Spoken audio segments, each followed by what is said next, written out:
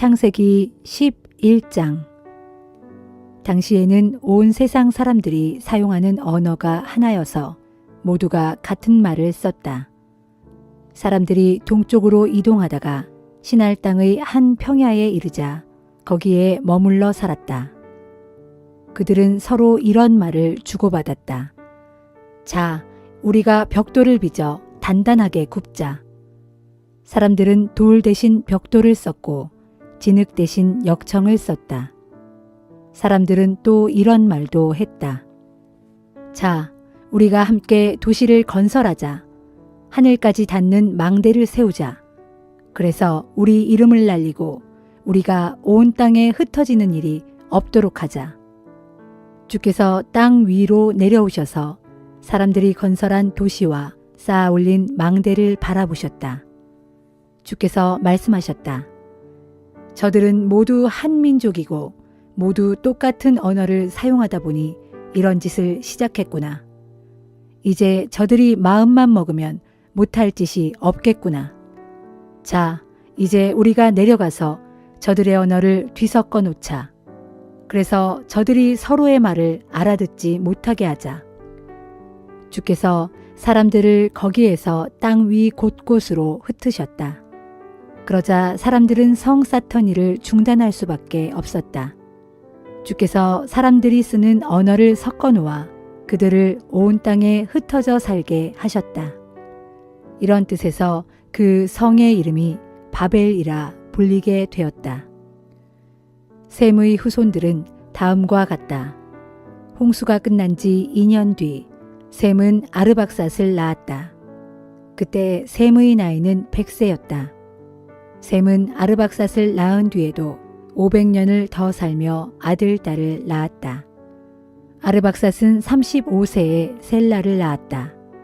아르박삿은 셀라를 낳은 뒤에도 403년을 더 살며 아들, 딸을 낳았다. 셀라는 30세에 에벨을 낳았다. 셀라는 에벨을 낳은 뒤에도 403년을 더 살며 아들, 딸을 낳았다. 에벨은 34세에 벨렉을 낳았다. 에벨은 벨렉을 낳은 뒤에도 430년을 더 살며 아들, 딸을 낳았다. 벨렉은 30세에 르우를 낳았다. 벨렉은 르우를 낳은 뒤에도 209년을 더 살며 아들, 딸을 낳았다. 르우는 32세에 스룩을 낳았다. 르우는 스룩을 낳은 뒤에도 207년을 더 살며 아들, 딸을 낳았다. 스룩은 30세에 나홀을 낳았다. 스룩은 나홀을 낳은 뒤에도 200년을 더 살며 아들, 딸을 낳았다. 나홀은 29세에 데라를 낳았다. 나홀은 데라를 낳은 뒤에도 119년을 더 살며 아들, 딸을 낳았다. 데라는 70세에 아브람과 나홀과 하란을 낳았다. 데라 후손의 족보는 이러하다. 데라는 아브람과 나홀과 하란을 낳았다. 하란은 롯을 낳았다. 그러나 하란은 자신의 고향인 갈대아 땅의 우르에서 자기 아버지 데라보다 먼저 세상을 떠났다. 아브람과 나홀은 아내를 맞았다. 아브람의 아내는 사레였고 나홀의 아내는 밀가였다. 밀가는 하란의 딸이었고 하란은 밀가와 이스가의 아버지였다. 사레는 임신을 하지 못하여서 자식을 낳지 못했다. 데라는 자기 아들인 아브람과 이미 죽은 하란의 아들인 손자 롯 그리고 며느리인 아브람의 아내 사레를 데리고 갈대아 땅의 우르를 떠나 가나안 땅으로 가고자 했다. 하지만 하란에 이르자 거기서 자리를 잡고 살았다. 데라는 205세에 하란에서 죽었다.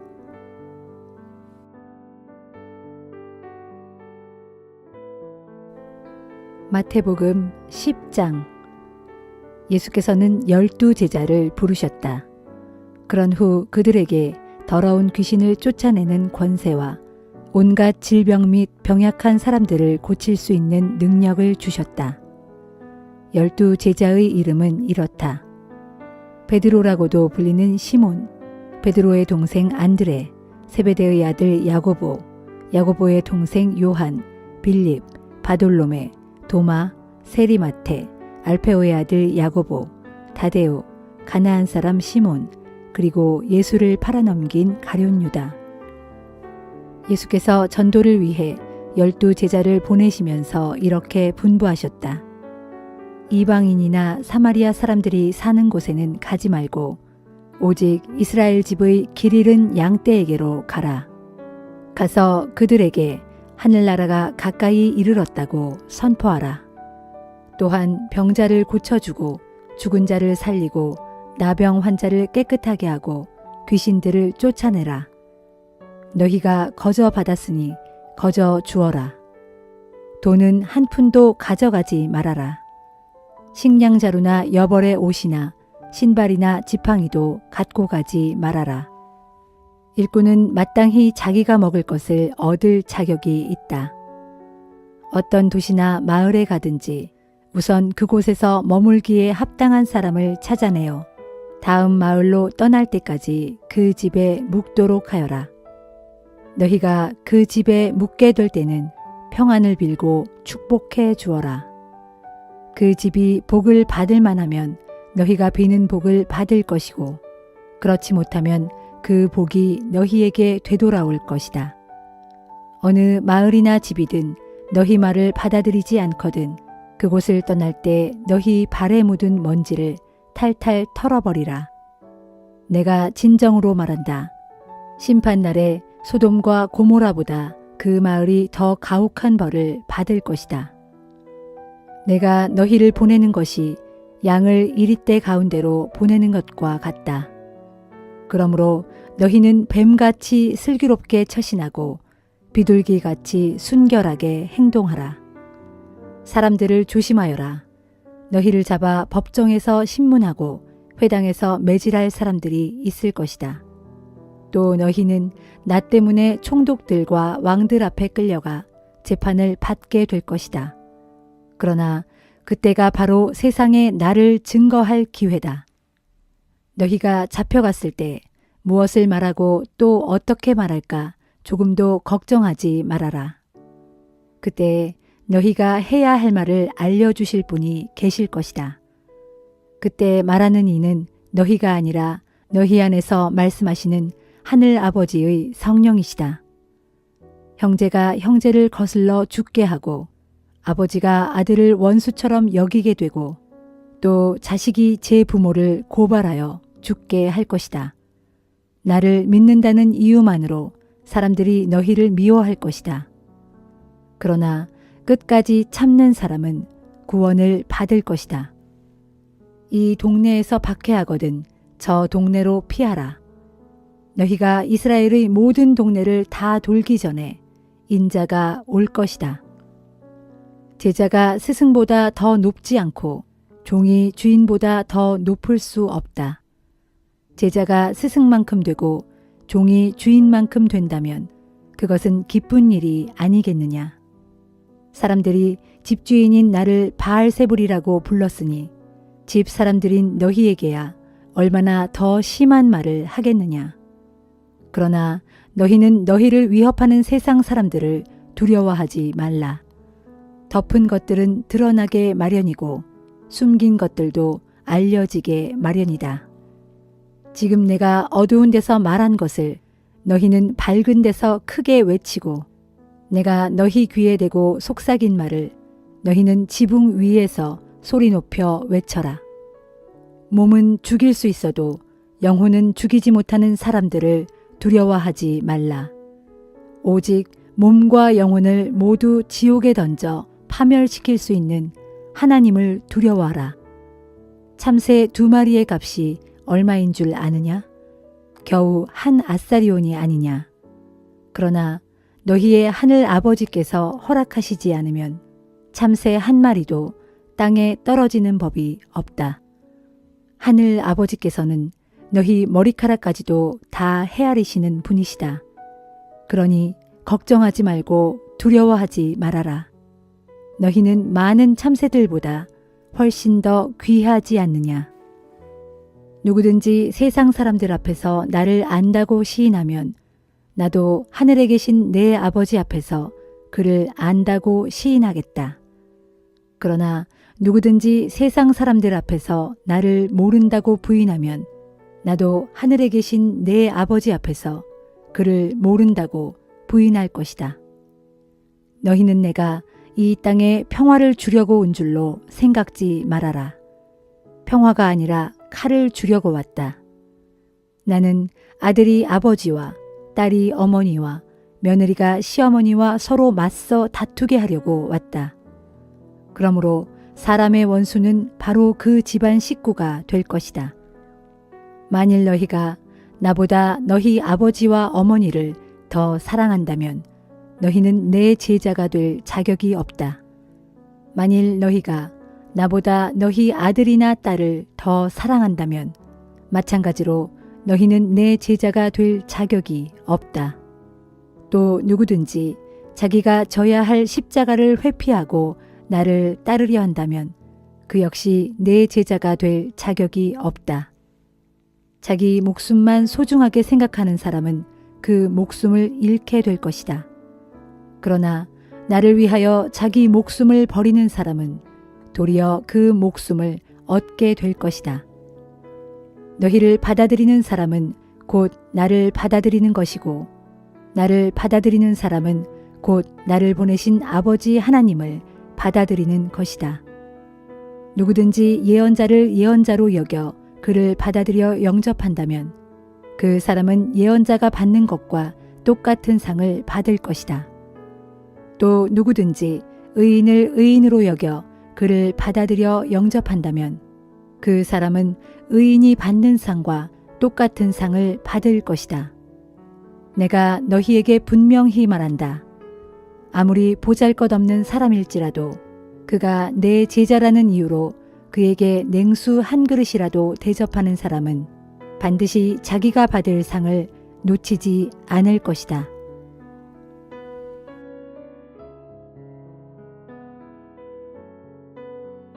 에스라 10장.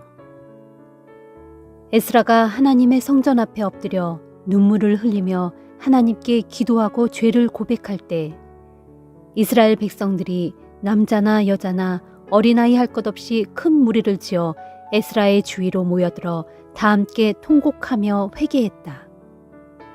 이때 엘람 가문에 속하는 여히엘의 아들 스가냐가 에스라에게 말했다. 우리가 이 땅의 이방 여인들과 결혼하여 우리 하나님께 큰 죄를 지었습니다.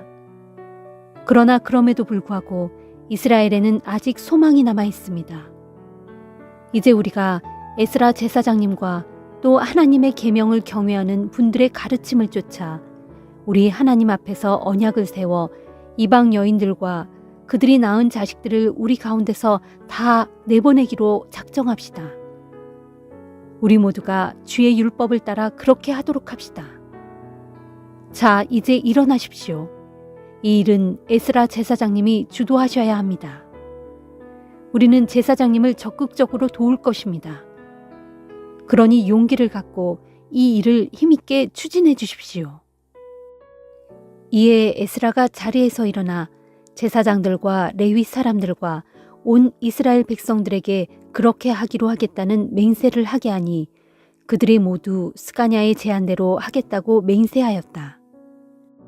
그런 후에 에스라는 하나님의 성전 앞을 떠나 엘리야십의 아들 여호하나니 쓰는 성전 곁방으로 들어갔다. 에스라는 거기서 지내면서 아무것도 먹지도 마시지도 않았다. 다만 그는 포로로 잡혀갔다가 돌아온 이스라엘 백성의 죄를 생각하며 슬피 울었다. 그때 이스라엘 백성의 지도자들은 예루살렘과 온 유다에 공포하여 포로 생활에서 귀향한 자들은 모두 예루살렘에 모이라고 했다.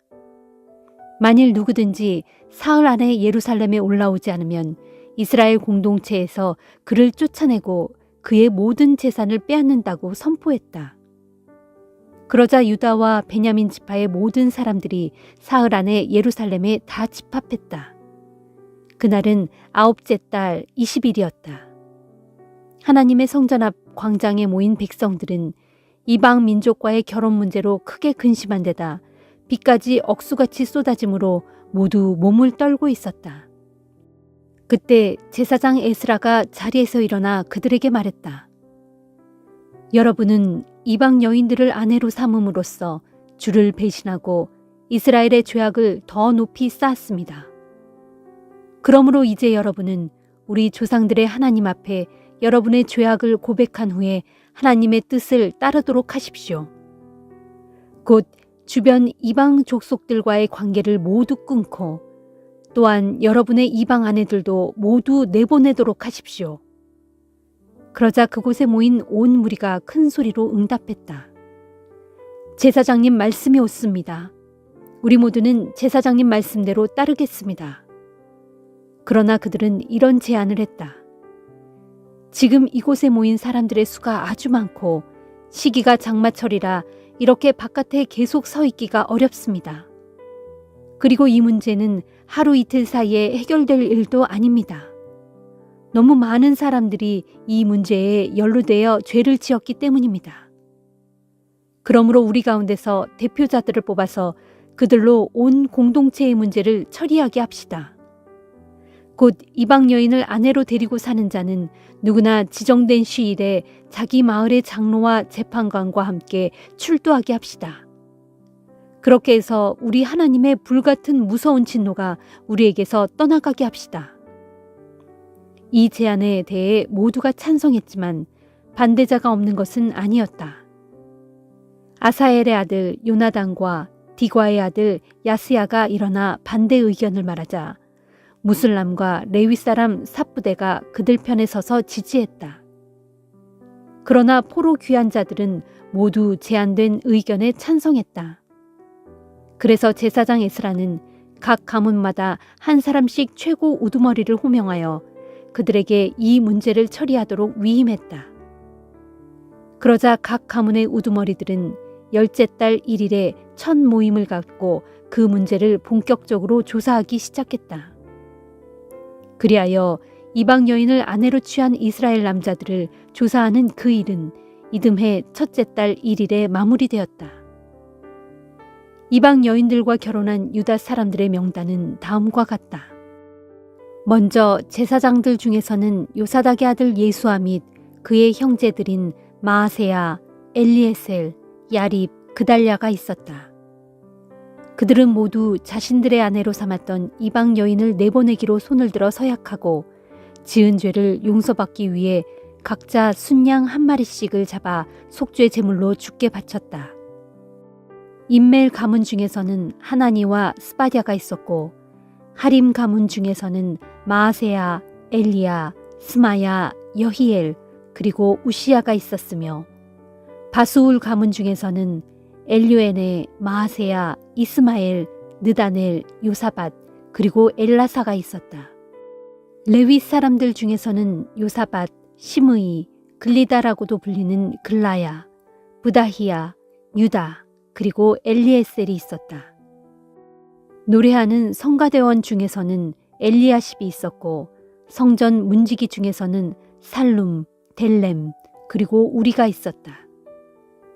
또 나머지 이스라엘 사람들 중에서는 바루스 가문의 라메아, 이시야, 말기야, 미야민, 엘르아살, 말기야 그리고 분하야가 있었다. 엘람 가문 중에서는 mat다냐, 스가랴, 여히엘, 압디, 여레못, 엘리야가 있었고 삿두 가문 중에서는 엘류에네, 엘리야십, mat다냐, 여레못, 사밧, 아시사가 있었으며 베베 가문 중에서는 여호하난, 하나냐, 삽베, 아들레가 있었고 바니 가문 중에서는 무슬람, 말룩, 아다야, 야숲, 스알, 여레못이 있었으며 바핫 모압 가문 중에서는 안나, 글랄, 분하야, 마하세야, mat다냐, 브살렐, 빈누이, 므낫세가 있었고 하림 가문 중에서는 엘리에셀, 이시야, 말기야, 스마야, 시므온, 베냐민, 말룩, 스마랴가 있었으며 하숨 가문 중에서는 마뜨네, 마따따, 사밧, 엘리벨렛,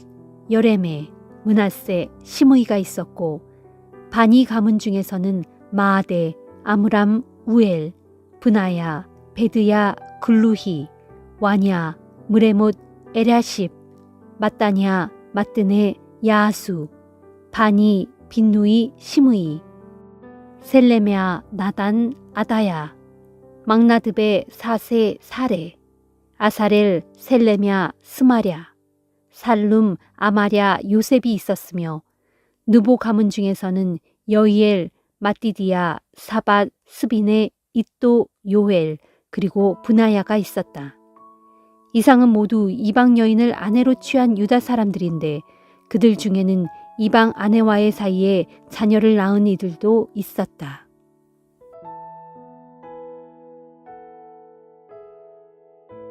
사도행전 10장. 가이사랴 성읍에 고넬료라는 사람이 있었다.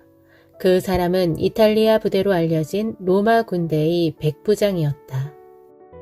고넬료와 그의 가족은 하나님을 경외하는 마음이 두터운 사람으로 가난한 사람들에게 아낌없이 베풀고 항상 하나님께 기도하는 생활을 했다.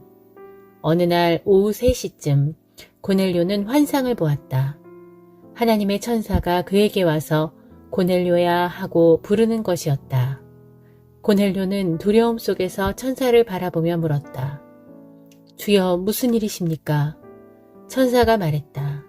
너의 기도와 가난한 이들을 향해 베푼 내 구제의 손길이 하나님 앞에 상달되어 하나님께서 다 알고 계신다.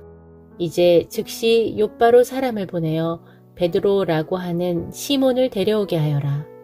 그는 지금 가죽 제품을 만드는 무두장의 시몬의 집에 묵고 있는데 그 집은 바닷가에 있다. 이 말을 하고 천사가 떠나자 고넬료는 즉시 하인 2사람과 자기 호위병 가운데 신앙이 두터운 한 병사를 불러 그들에게 자신이 겪은 일을 말해준 다음 베드로를 모셔오도록 그들을 욥바로 보냈다. 이튿날 정오 무렵 그들 3사람이 욥바 근처에 이르렀을 때 베드로는 기도하러 옥상에 올라가 있었다.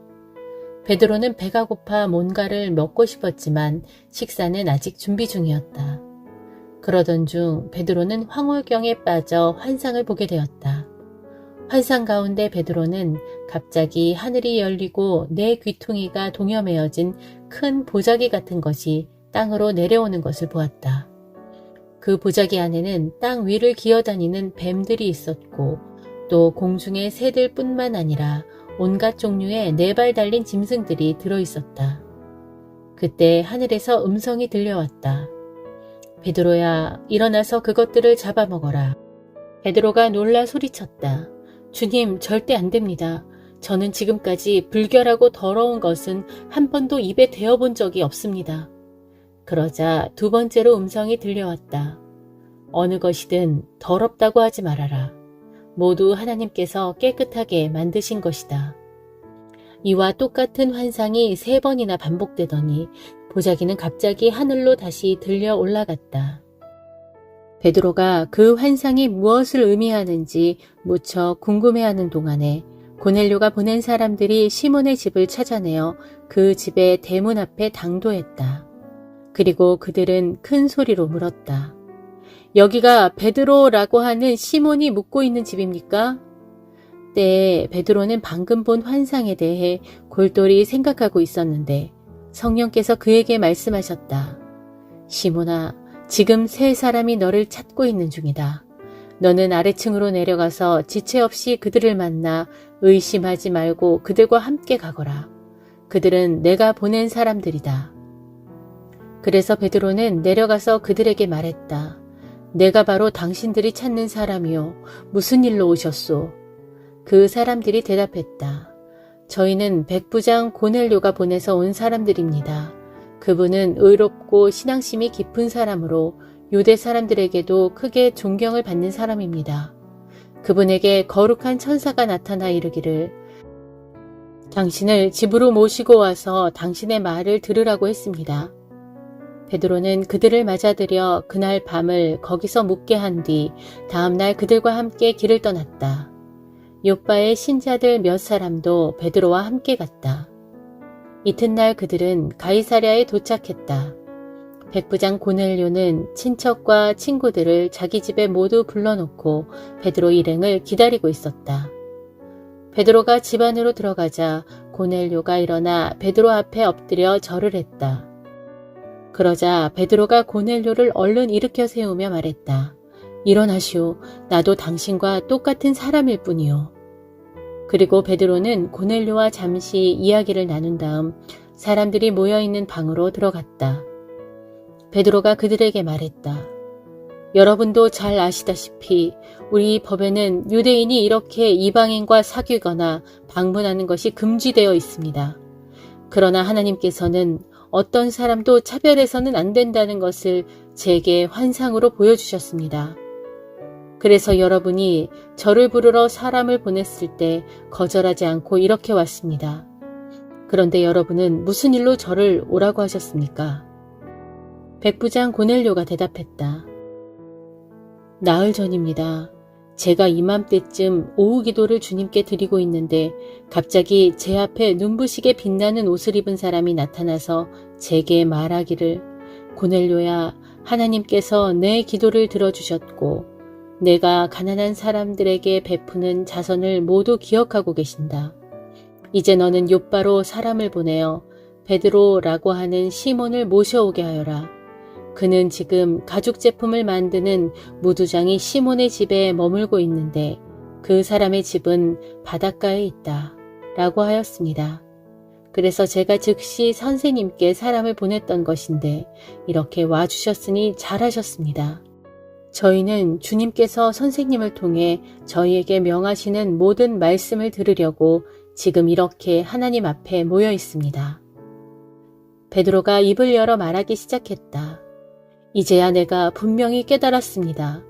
그것은 참으로 하나님께서는 유대인만을 사랑하시는 것이 아니라 사람을 차별하지 않고 어느 나라 사람이든지 하나님을 경외하고 옳은 일을 행하는 사람은 누구든지 다 받아주신다는 사실입니다. 하나님께서 이스라엘 사람에게 전하신 기쁜 소식, 곧 하나님께서 모든 만물의 주인이신 예수 그리스도를 통하여 말씀하신 평화의 기쁜 소식에 대해서는 여러분도 잘 알고 계십니다. 이 기쁜 소식은 일찍이 세례 요한이 세례를 베풀었던 갈릴리 지방에서부터 시작되어 온 유대 지방으로 퍼져나갔습니다. 하나님께서는 나사렛 예수께 성령과 권능으로 기름 부어주시고 늘 함께 하셨습니다. 그래서 예수께서는 사방을 두루 다니시면서 마귀에게 짓눌린 사람들을 다 고쳐주셨습니다. 우리 사도들은 예수께서 온 유대와 예루살렘에서 행하신 그 모든 놀라운 일들을 직접 눈으로 목격한 증인들입니다. 이런 예수를 사람들은 십자가에 못 박아 죽였지만 하나님께서는 사흘 만에 예수를 죽은 자들 가운데에서 다시 살리시고 사람들 앞에 나타나게 하셨습니다. 예수께서는 모든 사람들에게 다 나타나신 것이 아니라 하나님께서 미리 선택해 두신 사람들에게만 나타나셨습니다. 예수께서는 죽은 자들 가운데서 부활하신 후 우리에게 몸소 찾아오셨고 우리는 그분과 함께 먹고 마셨습니다. 예수께서는 장차 산자와 죽은 자를 심판하실 분으로서 하나님께서 세우신 분이십니다. 예수께서는 모든 사람들에게 이 사실을 전파하고 증거하라고 우리에게 당부하셨습니다. 모든 예언자들도 한결같이 증거하기를 예수를 믿는 사람은 누구든지 그분의 이름으로 죄사함을 받을 수 있다라고 했습니다. 베드로가 이 같은 말을 하고 있는 동안 성령께서 말씀을 듣는 모든 사람들 위에 내려오셨다. 베드로와 함께 온 할례받은 유대인 신자들은 이방인들 위에도 성령의 선물이 부어지는 것을 보고는 크게 놀랐다. 그러나 이방인들이 방언으로 말하면서 하나님을 찬양하는 것을 직접 들었으니 의심의 여지가 없었다. 그때 베드로가 말하였다. 이분들에게 세례를 주는데 반대하실 분은 없으시겠죠? 이 사람들도 우리처럼 분명 성령을 받았습니다. 그러고서 베드로는 예수 그리스도의 이름으로 그들에게 세례를 베풀었다. 그들은 베드로에게 며칠만 자기들과 함께 머물다가 가시라고 간청하였다.